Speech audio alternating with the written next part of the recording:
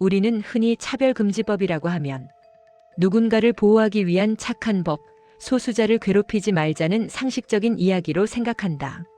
하지만 이 법이 이미 시행 중인 나라들에서는 처음 의도와는 다른 방향으로 흘러간 사례들이 적지 않다.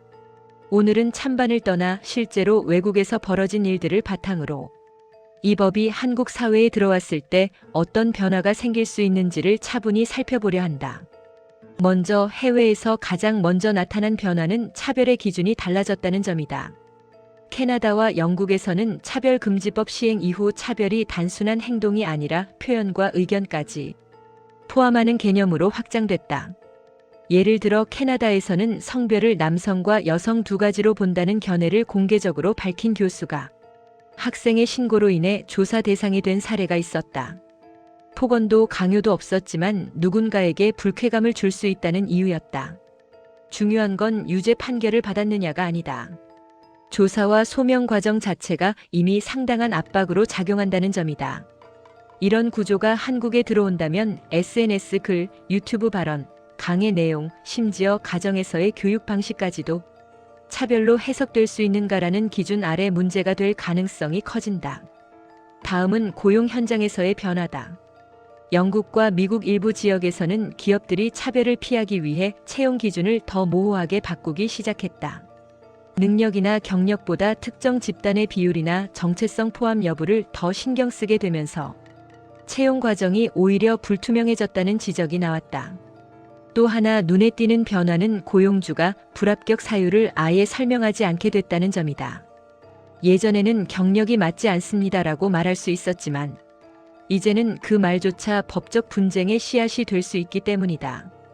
이런 상황이 한국에 적용된다면 특히 중소기업이나 개인 사업자는 채용 자체를 줄이거나 정규직 대신 외주나 프리랜서 형태로 전환할 가능성이 높아진다. 교육과 종교 영역에서도 변화는 나타났다.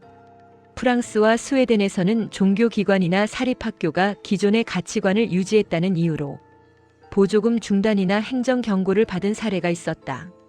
강요하지 않았음에도 다른 관점을 분명히 드러냈다는 이유였다. 이 문제는 단순히 종교의 문제가 아니라 사상과 양심의 자유가 어디까지 허용되는가라는 질문으로 이어진다. 한국에 도입될 경우 대안학교, 종교 기반 어린이집, 특정 가치관을 가진 교육기관들이 공공 영역에서 배제될 가능성도 생긴다. 하지만 해외에서 공통적으로 나타난 가장 큰 변화는 따로 있다.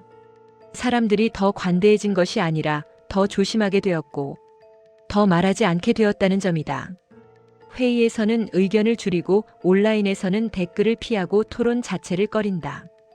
왜냐하면 의도가 아니라 어떻게 해석될 수 있는가가 기준이 되기 때문이다.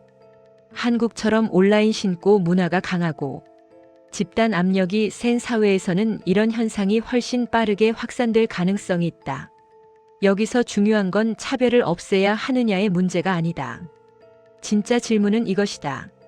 이 법이 갈등을 줄이는 역할을 하는가, 아니면 갈등을 법적 분쟁으로 옮겨놓는 역할을 하는가. 해외 사례를 보면 차별이 사라졌다기보다는 차별의 정의가 넓어졌고 그만큼 신고와 규제가 늘어났다. 차별금지법은 도덕의 문제가 아니라 권한과 기준의 문제다.